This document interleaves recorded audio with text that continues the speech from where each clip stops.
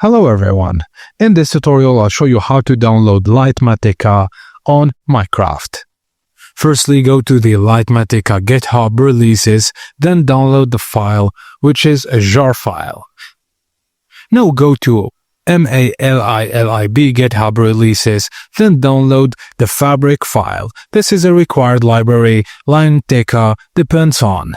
Now visit Fabric installer website and download the Universal Jar or Windows exe installer. Open the installer, then set Minecraft version to 1.21.5 and leave the Minecraft directory default unless custom, then click install. Now go to Java SE21 downloads page and choose your OS. Java 21 is required to run the jar file for Fabric and mods.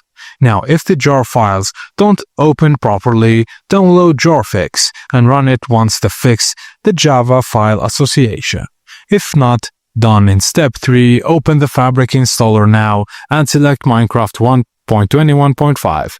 Click install and launch Minecraft launcher to see the Fabric profile. In Minecraft launcher, go to installation, then hover to Fabric, then click download folder icon. Find or create the folder named mods and move the downloaded jar files to the mods folder.